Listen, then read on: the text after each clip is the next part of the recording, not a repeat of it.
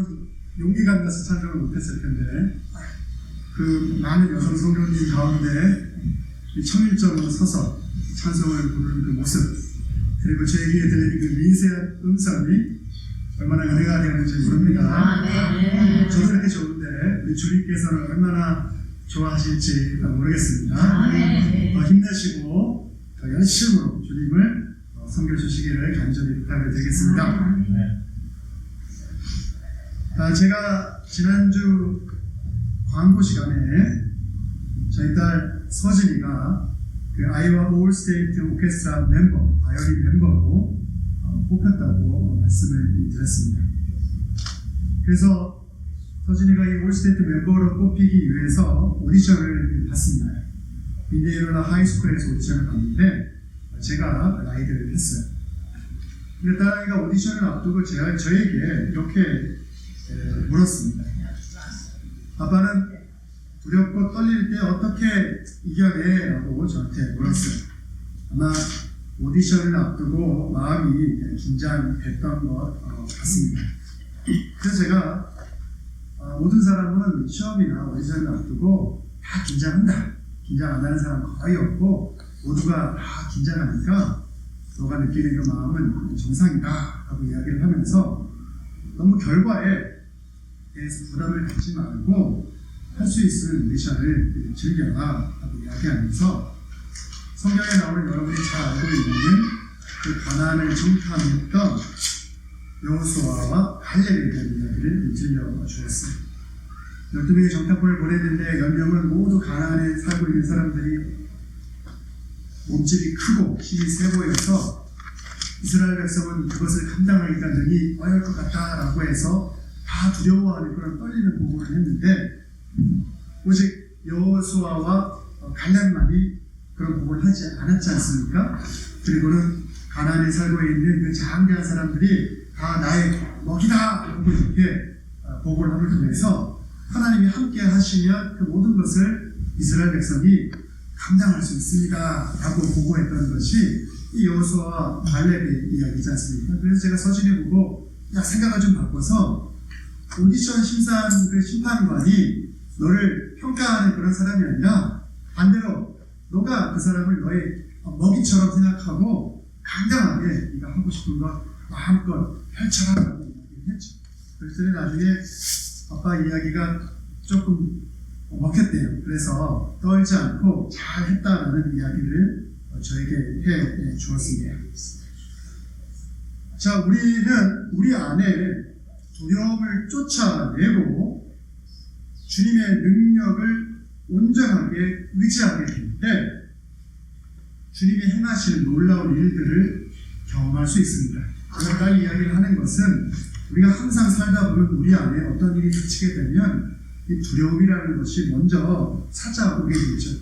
근데 우리가 하나님의 능력보다 이 두려움이라는 감정에 우리가 먼저 빠져 들어가게 되면 우리가 우리 삶 가운데 주님이 행해 주시는 놀라운 능력을 경험할 수 없게 됩니다. 그래서 세상의 악한 영들, 마귀는 하나님의 자녀들이 하나님의 놀라운 일들을 경험하는 것을 방해하기 위해서 어떻게 하냐면 하나님의 능력을 먼저 의지하기보다는 우리 안에 두려움이 먼저 생기도록 그 감정을 자극하는 일들을 많이 하죠. 그래서 우리가 그 마귀의 게임에 빠져서 그 두려움의 목소리에 우리가 넘어가게 되면 하나님을 신뢰함을 통해서 우리가 얻을 수 있는 놀라운 은혜를 우리가 그 능력을 경험할 수 없게 되는 것이죠. 이런 거 한번 체험해 보셨습니까? 제가 말하는 거? 하나님을 많이 경험함을 통해서, 하나님을 의지함을 통해서 여러분의 두려움을 이겼던 경험이 있습니까? 네. 아니면 어떤 문제가 닥쳤는데 하나님을 의지하기보다는 오히려 두려운 감정에 사로잡혀서 낭패를 당했던 적이 혹시라도 있습니까? 여러분의 삶들을 한번 생각해 보시기 바랍니다. 자, 오늘 본문은 그 두려움을 이겼던 이 다윗에 관한 이야기죠. 근데 그냥 이긴 것이 아니에요. 다 거기에는 그 두려움을 이기기에 앞서서 다윗이 잘 준비되었던 부분들이 있는데 그 부분을 우리가 좀 살펴볼 수 있어야 할 것입니다. 자, 오늘 본문은 블레셋과 전쟁 가운데 놓여 있는 이스라엘 군대를 배경으로 하고 있습니다.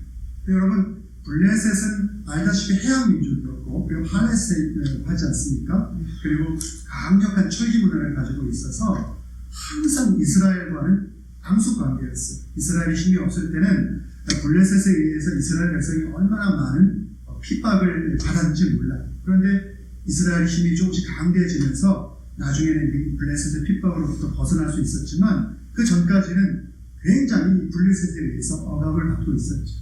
지금 오늘 배경이 되는 이 상황은 그런 블레셋의 억압이 더 크게 임할 때 이스라엘이 좀 더 약한 약자의 입장에서 블레셋과 맞서 싸워야 되는 그런 상황 가운데 놓여 있었죠.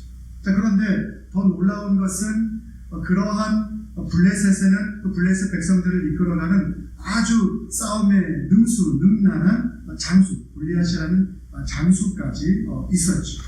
그런 상황 가운데 이스라엘 백성이 기가 죽어 있는 그러한 상황이었습니다. 그때 당시 이스라엘 백성을 이끌었던 왕은 이스라엘 최초의 왕이었던 사울 왕이었습니다.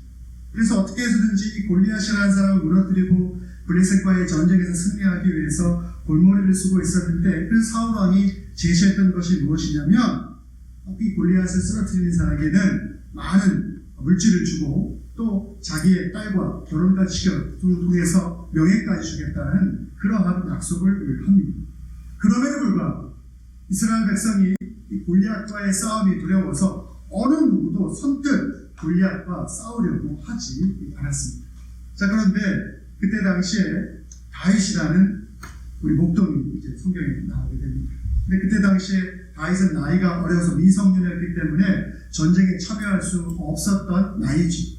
그래서 형들은 전쟁에 참여 중이었어요. 그래서 아버지가 이 다윗에게 형들이 전쟁 가운데서 열심히 지금 싸우고 있으니까 이 음식도 갖다 주어서 형들을 좀 에너지 북돋아주고 또 형들이 그 진중에서 잘 지내고 있는지 너가 좀 살펴보고 오라 하고 양과 염소를 치고 있는 다윗에게 부탁을 하죠. 그래서 다윗이 그 사울의 군영을 방문하게 되고 사울의 이 명령을 통해서 이스라엘 백성 사이에 소문이 나니까 골리앗을 물리치게 되면 이 부를 허락해주고 또 결혼도 시켜주겠다는, 딸과 결혼도 시켜주겠다는 그 이야기들을 듣게 되는 그러한 배경을 가지고 있는 것입니다. 자, 그런데 지금 다윗의 나이는 미성년이니까 한 17세, 18세 정도라고 학자들은 예측을 하고 있습니다. 그런데 이 다윗이 진중에 떠도는 그 사울의 그런 이야기들을 듣고 나서는 다른 모든 사람은 그래도 겁이 나서 아무도 어떤 행동을 취하지 못하는데 다윗만은 다르게 행동하고 있는 것을 오늘 성경은 우리들에게 보여주고 있죠. 골리앗에 대한 두려움을 이겨내고 하나님께서부터 자신에게 허락해 주신 탈란트를 사용해서 골리앗을 무찌르는 그러한 다윗의 모습을 오늘 성경은 우리들에게 보여주고 있습니다. 자, 그런데 어떻게 다윗은 그 두려움을 이겨내고 자기의 신앙의 더 큰 성장을 이루어낼 수 있습니까? 이것이 오늘 우리가 함께 나눌 은혜의 메시지라고 할 수가 있습니다.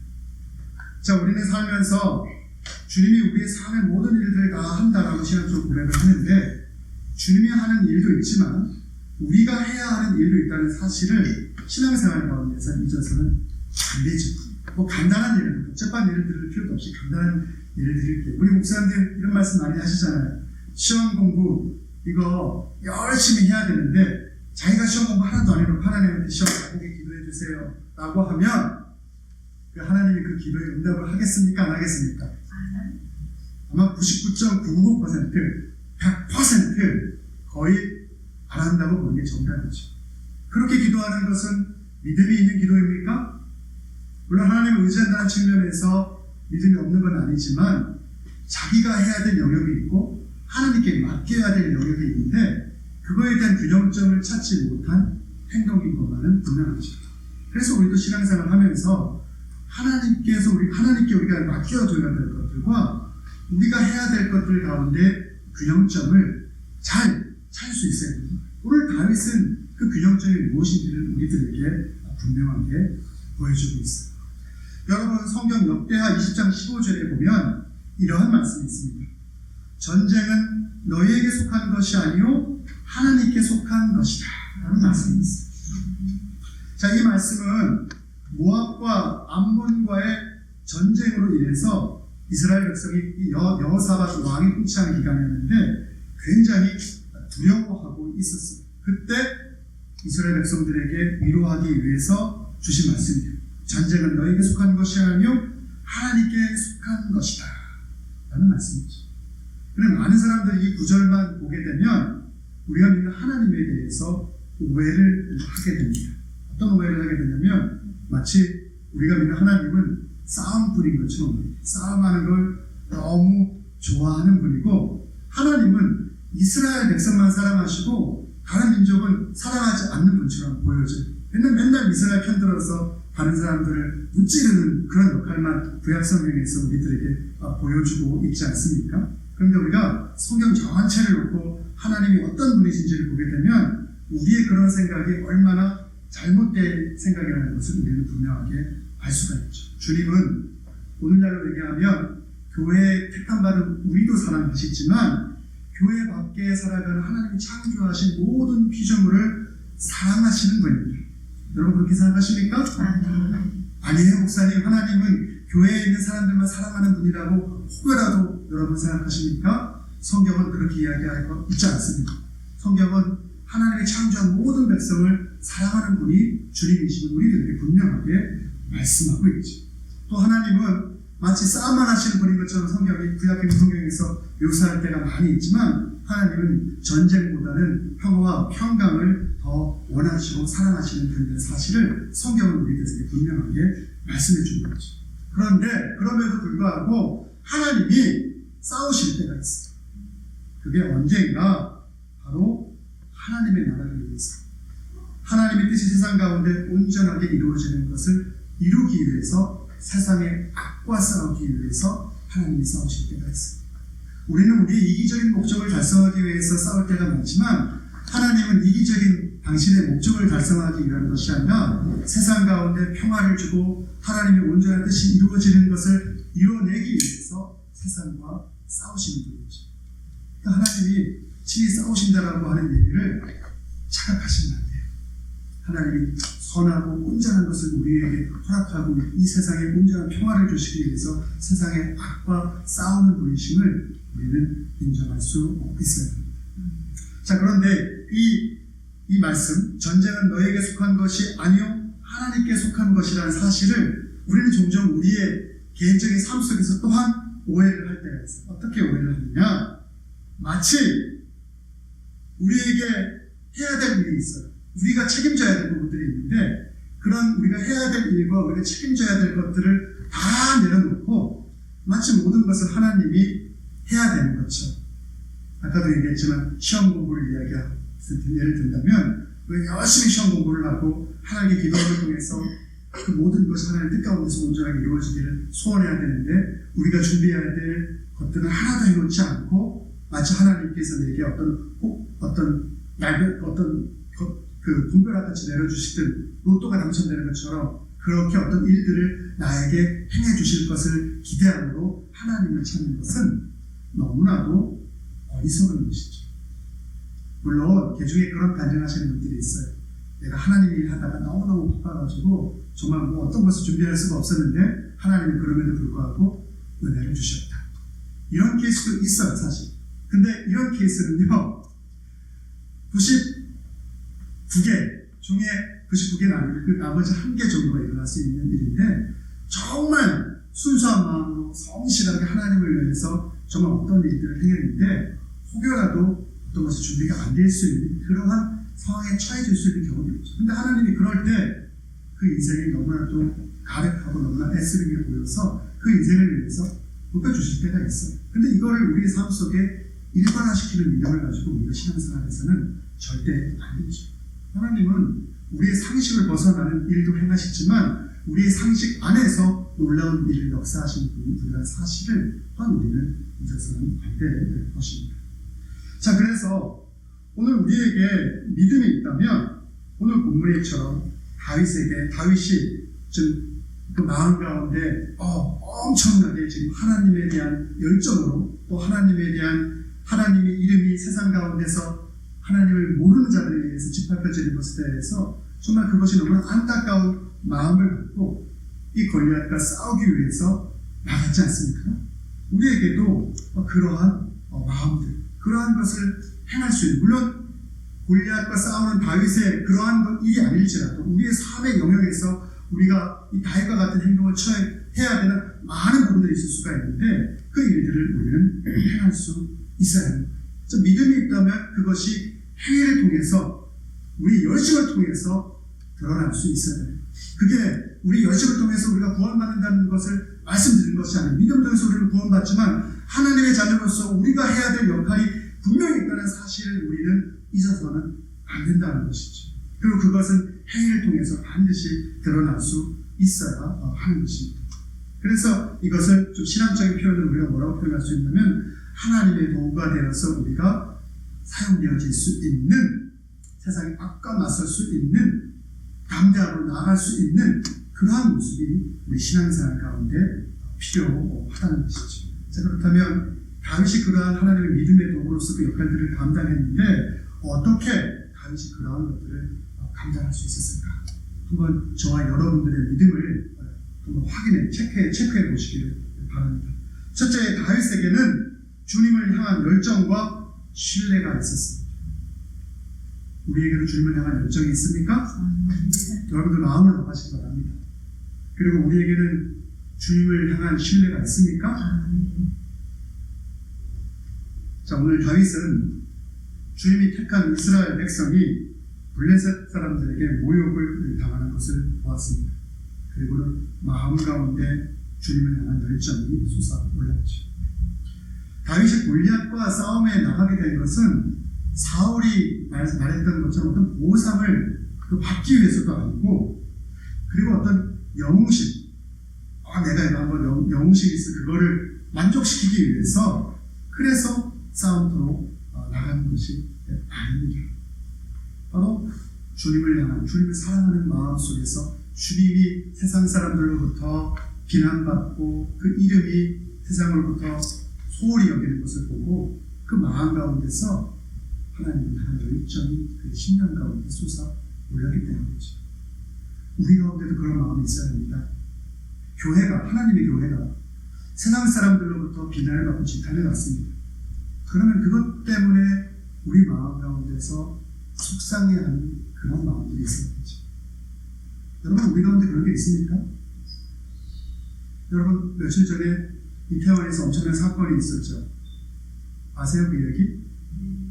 한국이 이태원이 바도 많고 나이트클럽도 많고 클럽이 많잖아요. 그러니까 할로윈 축제 즐기기 위해서 정말 청년들이 아마 많이 나간다고 합니다. 근데 이태원에는 언덕도 많고 골목도 많은데 아마 그런 좁은 골목의 언덕진 곳에서 사람들이 갑자기 몇만 명, 10만 명 이상 모였다고 그러는데 많은 사람들이 모이다 보니까 위에서부터 밀리기 시작해서 도미노처럼 넘어져서 밑에 있는 사람들이 압살을 당해서 159명 이상이라는 젊은 청년들이 목숨을 잃었고 지금 병원에 있는 사람들은 더 죽을지도 모르겠죠.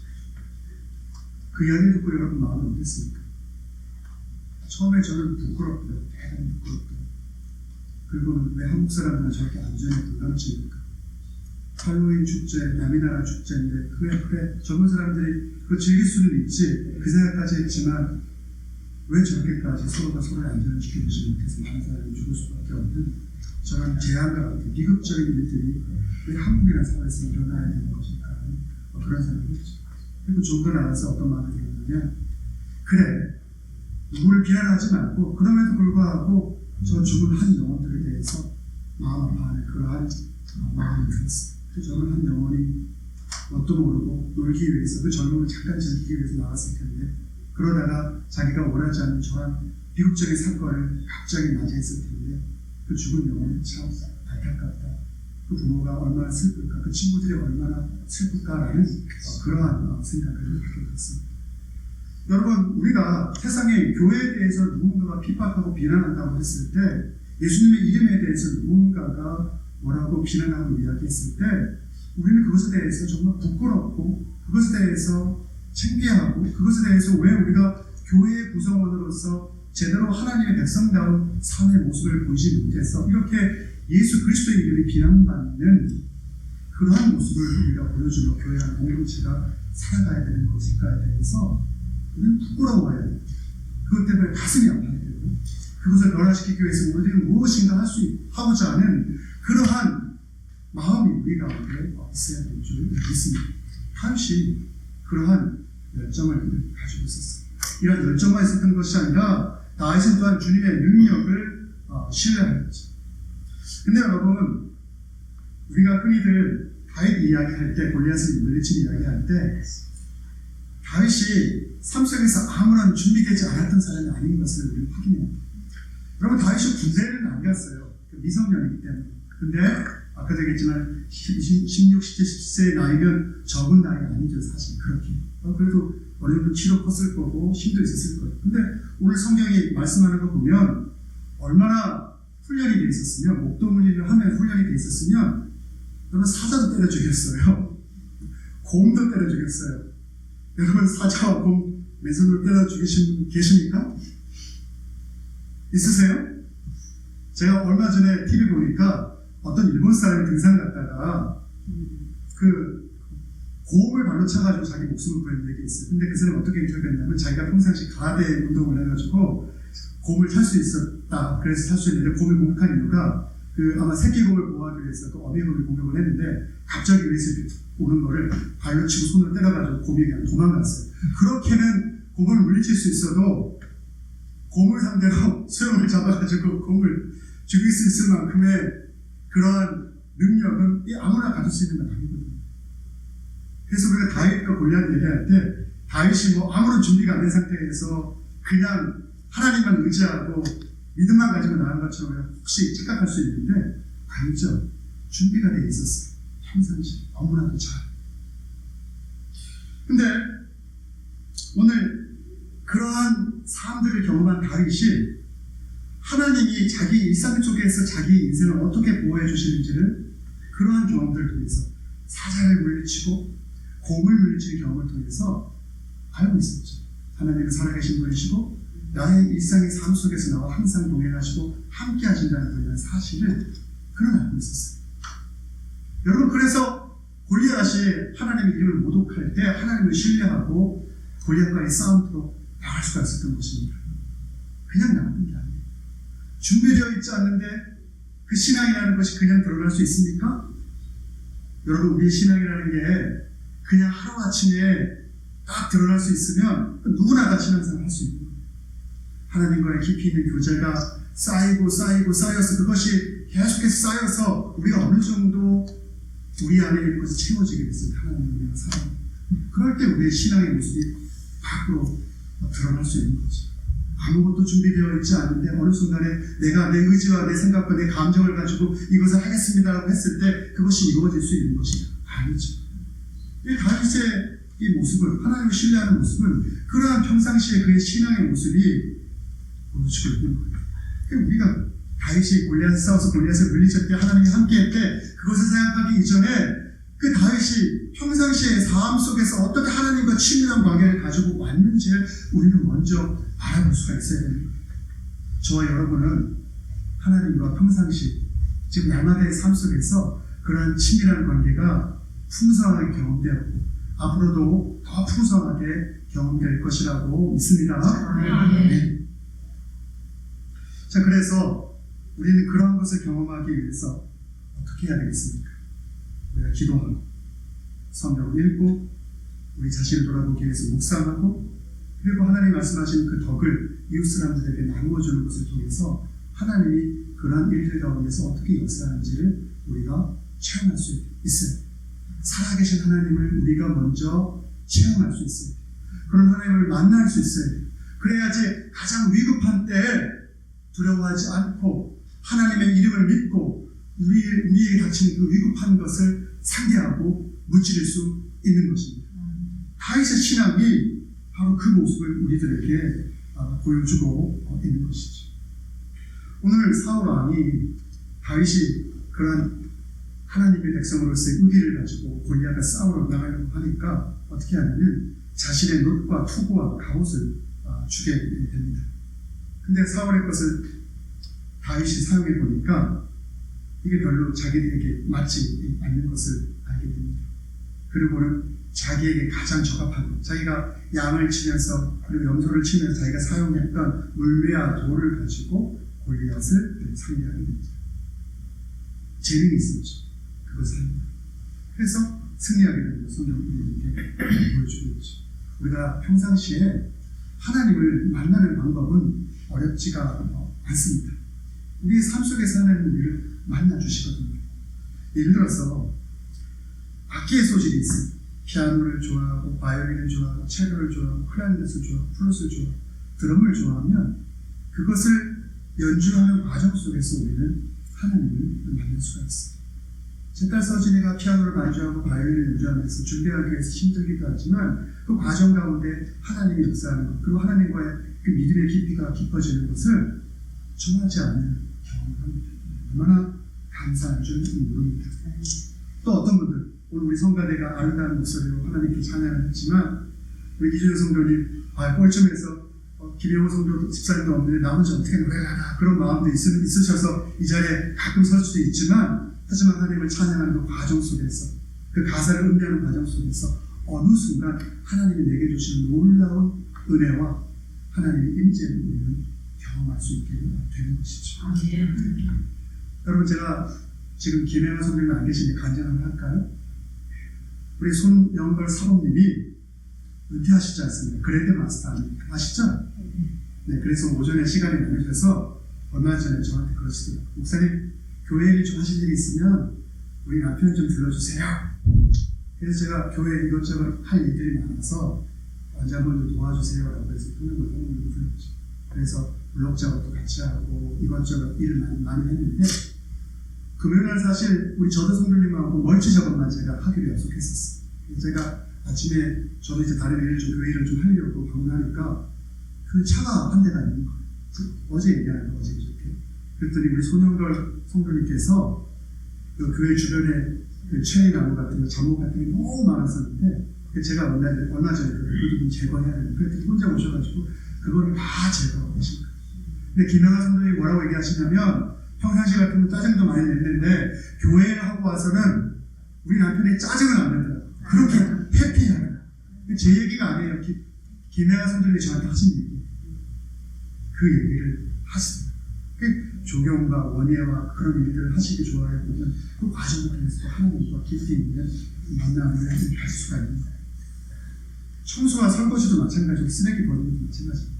제가 다른 거 잘못해도 지금 쓰레기 버리기 잘하시고 우리 김선호 성도님 교회 설거지하는 거 너무 잘하시는데 그거 정말 힘든 일이잖아요. 근데 우리가 그걸 하면서 하나님이 임재하는 걸 저는 경험을 해요. 김선호 성도님 하십니까? 네. 근데 그 관계 속에서 처음에는 힘들고 나만 왜 이런 일을 해야 돼? 그런 생각도 할 수 있지만 그럼에도 불구하고 이런 일을 통해서 하나님이 역사하시는 것을 우리는 경험할 수가 있어요. 제가 이런 이야기를 하는 것은 우리가 일상 속에서 하나님을 만날 수 있는 접점과 포인트는 너무나도 많다는 것이죠. 뭔가 특별하고 뭔가 대단한 것만을 우리가 일상 속에서 생각하는 것이 아니라 하나님은 우리의 평범한 삶 속에서 우리가 잘하고 우리가 익숙한 것을 통해서 우리 안에는 놀랍게 역사해 주는 분이라는 사실을 우리는 잊어서는 안 돼요. 그리고 그 관계 안에서 우리는 하나님을 깊이 있게 만날 수가 있는 거예요. 여러분 그것이 하나님의 은혜 아닙니까? 우리가 그렇게 해서 하나님을 만나게 될 때 우리 하나님의 이름에 대한 영광이요 그리고 내가 그 하나님 때문에 충만해짐을 통해서 다른 이웃을 향해서도 하나님의 덕을 베풀 수 있게 되는 것이죠. 그런 은혜가 있게 되기를 간절히 바랍니다. 자, 오늘 말씀을 좀 요약하고자 합니다. 우리에게 시험이 닥쳤을 때 이스라엘 백성들이 우리 시험이 닥치지 않았습니까? 주님은 그 백성을 환난 가운데서 건져내 주십니다. 오늘 우리에게 주신 말씀은 다윗을 통해서 우리에게 하고자 하는 말씀은 우리 삶의 위기 속에서 우리가 어떤 중요한 일들을 결정해야 될 때 우리가 무엇을 의지해야 되는지를 분명하게 우리들에게 보여주고 있습니다. 신앙의 힘은 어느 한순간에 우리의 감정에 의해서 그냥 나타나는 것이 아닙니다. 주님을 향한 열정과 신뢰가 쌓인 결과물이고 평상시 우리의 삶 속에서 주님이 내게 주신 그 은사를 잘 활용해서 그것이 하나님과의 깊이 있는 접점이 되었을 때 우리 가운데에서 이루어지는 결과를 드립니다. 여러분, 우리가 공부를 해도 왕도가 없어서 열심히 공부하지 않으면 좋은 결과가 나오지 않는 것처럼 우리의 신앙생활에도 날마다의 우리가 해야 될 일들, 하나님이 하실 영역이지 우리가 해야 될 일들을 소홀히 하게 될 때 우리의 신앙 속에서 어떤 놀라운 결과를 경험할 수가 없습니다. 이것은 어느 누구도 속일 수가 없습니다. 결국에 이러한 것이 준비되지 않을 때 우리의 삶 속에서 하나님이 우리에게 주신 그 충만함들이 우리의 삶 속에서 드러날 수가 없는 것이죠. 뭐라고 말하는 것은 제가 목사라는 타이틀을 가지고 있고 여러분들 가운데도 장로, 권사, 집사의 타이틀을 가지고 있고 또 성도라는 타이틀을 가지고 있지만 우리가 그 이름과 그 직분에 걸려있는 있는 그러한 하나님이 주신 은혜가 우리의 삶을 통해서 자연스럽게 드러날 수 있는 그래서 하나님의 유용한 도구로 사용되어질 수 있는 저와 여러분 모두가 되기를 간절히 바랍니다. 아멘. 기도하겠습니다. 사랑과 은혜가 많으신 아버지 하나님, 오늘 골리앗과 싸운 다윗의 모습을 통해서 우리가 우리의 삶 속에서 우리의 일상 속에서 우리가 준비해야 될 것이 무엇인지를 깨닫게 하시고 알게 해주시니 너무 고맙고 감사합니다. 우리에게 주님을 향한 열정이 있게 하시고 우리가 주님을 신뢰할 수 있는 마음이 있게 하시고 또 우리가 주님의 도구로 사용되어질 수 있도록 우리가 잘 아는 그런 주님께서 허락하신 인사들을 더욱더 갈고 닦아서 그것이 주님께 영광 또 우리 이웃에게도 덕이 될 수 있는 놀라운 축복의 삶이 우리들 모두에게 허락하여 주옵소서. 그래서 신앙의 위기가 우리의 삶 가운데 찾아오게 되었습니다. 그것을 능히 이겨낼 수 있는 우리 모두 될 수 있도록 역사를 주옵소서. 이 모든 말씀 예수님의 이름으로 기도드렸사옵나이다. 아멘.